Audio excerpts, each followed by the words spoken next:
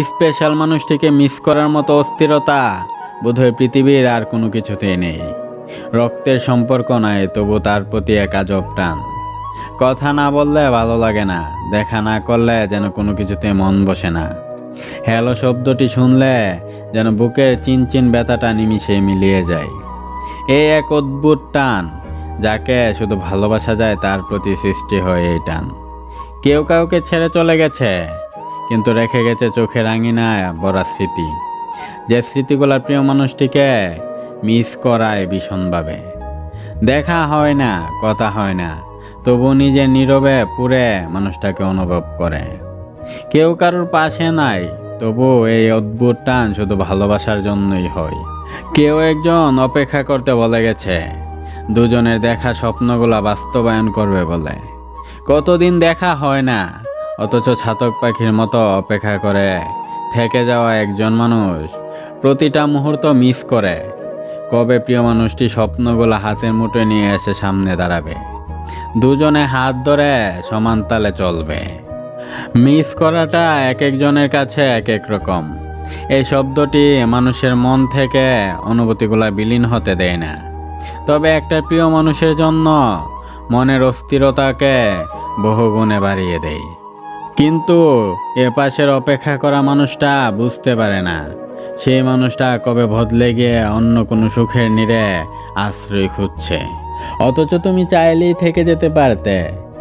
হ্যাঁ, তুমি চাইলেই সমস্ত নিষেধাজ্ঞা অমান্য করে আমার জন্য থেকে যেতে পারতে, কিন্তু তুমি তা করনি। কেন করনি জানো? আচ্ছা, আমি না হয় বলে দিচ্ছি।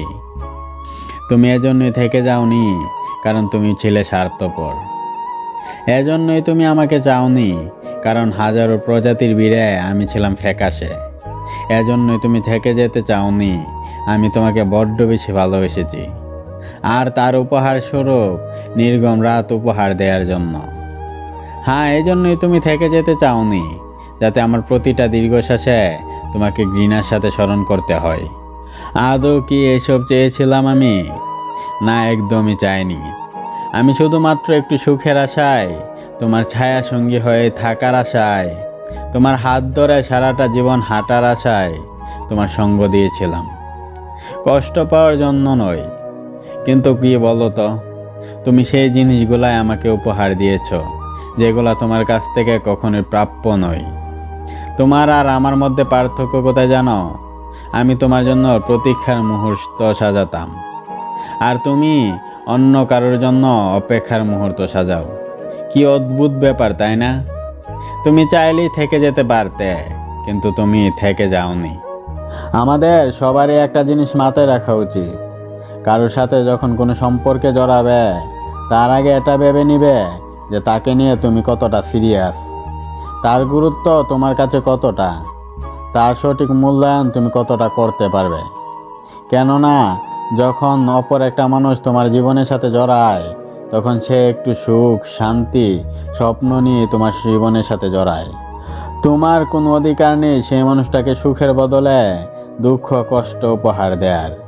তাই কোনো সম্পর্কে জড়ানোর আগে নিজেকে যাচাই করে নিও, যাতে তোমার দ্বারা অপর মানুষটি কষ্ট না পায়। এখন অভিযোগ নেই, নেই কোনো অভিমানও, তবে একটা আফসোস হয়ে আজও, এত ভালোবাসার পর কেন তুমি আমার নয়। না, এটা ফিরে পাওয়ার আকুতি নয়, এটা সময়ের সাথে মিশে যাওয়া কিছু অনুভূতি মাত্র। আচ্ছা, কে বলেছে ভালোবাসলে ঘৃণা করা যায় না? যে মানুষটা প্রচণ্ড ভালোবেসেছিল আমায়, সে মানুষটাকে ঘৃণায় পরিণত হতে দেখেছি। কি বিশ্রী একটা অনুভূতির জন্ম হয়েছে, তা বোঝানোর ক্ষমতা আমার নেই। না, ঘৃণা থেকে নয়, আমার ভালোবাসা থেকেও নয়। কিছু অনুভূতি বলে কয়ে প্রকাশ করা যায় না।